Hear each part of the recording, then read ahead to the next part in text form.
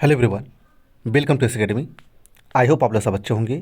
आज इस वीडियो में आप लोग के एग्जाम एनालिसिस के आधार पर जो बहुत ही महत्वपूर्ण चाइल्ड डेवलपमेंट यानी सीडीपी के क्वेश्चन संभावित प्रश्न लेके आए हैं, जो आने वाले शिफ्टों में जरूर पूछा जा सकता है। आप लोग के एग्जाम एनालिसिस के आधार पर ही यह वीडियो लाई जा रही है, तो आप लोग वीडियो को शुरू से अंत तक जरूर देखेगा। उसमें से एक या दो क्वेश्चन जरूर आप लोग एग्जाम में देखने को मिल सकते हैं किसी न किसी शिफ्ट में। तो चलिए बिना देर के वीडियो को शुरू करते हैं।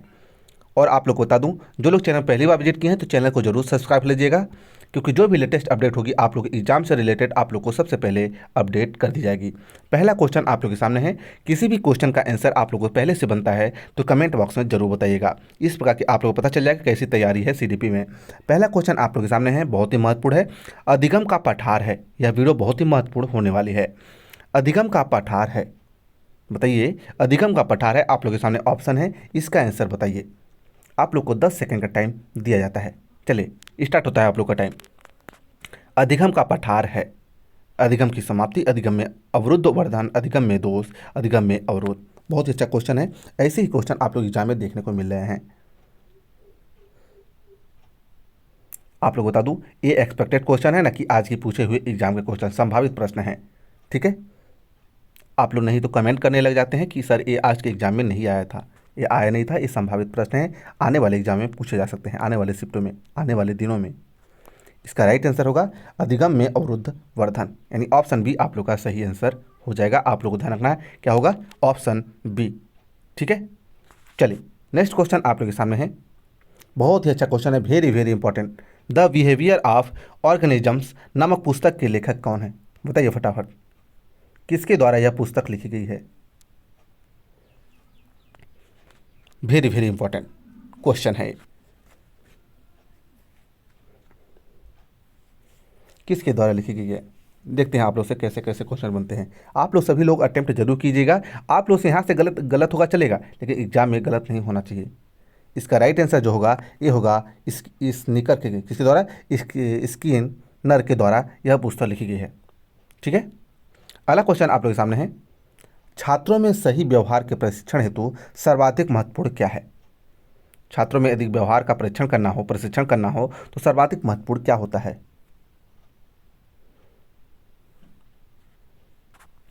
तो आप लोग ध्यान रखना, इसका होता है व्यवहार का प्रस्तुतिकरण सबसे महत्वपूर्ण होता है।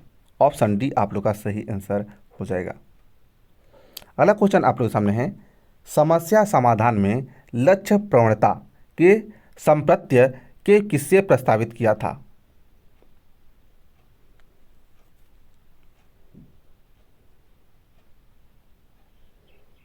किसके द्वारा प्रस्तावित किया गया था? ये किया गया था, आप लोग याद रखना है, हल के द्वारा। किसके द्वारा? हल के द्वारा। ठीक है, सभी लोग ध्यान दीजिएगा।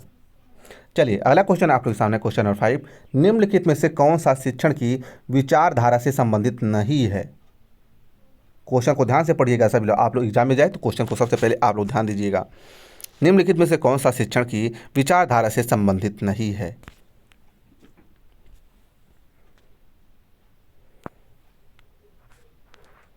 आप लोग ध्यान दीजिएगा। इसका राइट आंसर होगा डेविड ह्यूम, जो है विचारधारा से संबंधित नहीं है शिक्षण के। अगला क्वेश्चन आप लोगों के सामने, क्वेश्चन नंबर 6 है। निम्नलिखित में से कौन सा शिक्षण अधिगम का स्तर नहीं है?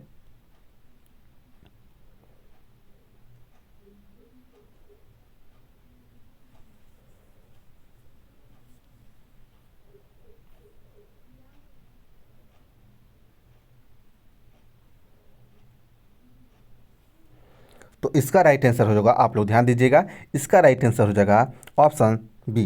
ठीक है, सॉरी सी, दूरवर्ती स्तर नहीं है। ठीक है, ऑप्शन सी आप लोग का राइट आंसर होगा। नेक्स्ट क्वेश्चन आप लोग के सामने है। संभाषण में अर्थ की लघुत्तम इकाई है। संभाषण में अर्थ की लघुत्तम इकाई क्या होती है?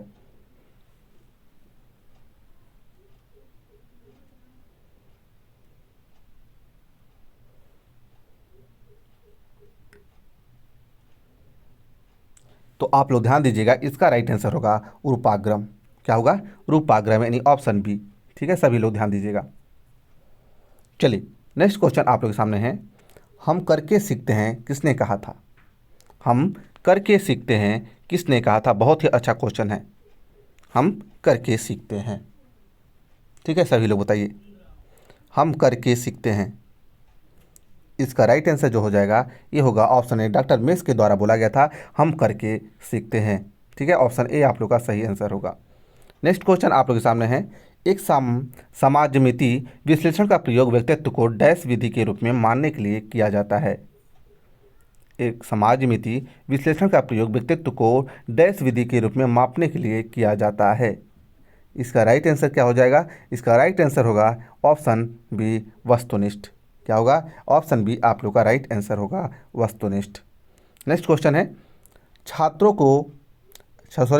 के अधिगम के परिणाम के विषय में आकलन को डैश मूल्यांकन रूप में किया जाना जाता है बेंचमार्क, निदान या रचनात्मक। बहुत ही अच्छा क्वेश्चन है। इसका राइट आंसर जो होगा आप लोग ध्यान दीजिएगा, ये होगा निदान। क्या होगा? निदान, यानी ऑप्शन बी। ठीक है, चलिए अगला क्वेश्चन आप लोग सामने है। निम्नलिखित में से कौन सा बाह्य प्रेरणा का उदाहरण नहीं है? बाह्य प्रेरणा का उदाहरण नहीं है। इसका राइट आंसर आप लोग ध्यान दीजिएगा, इसका राइट आंसर हो जाएगा ऑप्शन सी। क्या होगा? ऑप्शन सी होगा, जुनून। क्या होगा? जुनून, यानी ऑप्शन सी आप लोग का राइट आंसर हो जाएगा। सभी लोग ध्यान दीजिएगा। अगला क्वेश्चन आप लोग के सामने है। दंड और प्रोत्साहन के घटक हैं। दंड और प्रोत्साहन के घटक हैं। किसके? दंड और प्रोत्साहन के घटक हैं। इसका राइट आंसर क्या होगा आप लोग ध्यान दीजिएगा। प्रश्न नंबर 12 का बहुत ही महत्वपूर्ण है। इसका राइट आंसर होगा व्यवहारवाद का सिद्धांत। क्या होगा? व्यवहारवाद का सिद्धांत आप लोग का राइट आंसर हो जाएगा, यानी ऑप्शन ए आप लोग का सही आंसर होगा। आप लोग ध्यान दीजिएगा। ठीक है, बहुत ही महत्वपूर्ण क्वेश्चन है। अगला क्वेश्चन आप लोग के सामने है। किसी बच्चे को बुद्धि और विकास का अध्ययन करने की सर्वोत्तम विधि क्या है? तुलनात्मक विधि, विकासात्मक विधि या सांख्यिकी विधि? बताइए फटाफट। किसी बच्चे की बुद्धि को और विकास का अध्ययन करने की सर्वोत्तम विधि जो है आप लोग ध्यान दीजिएगा, ये होगा ऑप्शन बी, विकासात्मक विधि। ठीक है, ऑप्शन बी आप लोग का राइट आंसर होगा। अगला क्वेश्चन आप लोग के सामने है। आवश्यकता का पदानुक्रम प्रेरणा का एक महत्वपूर्ण परिक्षेप किसके द्वारा प्रतिपादित किया गया है? किसके द्वारा किया गया है? ये किया गया है आप लोग ध्यान दीजिएगा, मास्लो के द्वारा। किसके द्वारा? मास्लो के द्वारा इसका प्रतिपादन किया गया है। बहुत ही अच्छा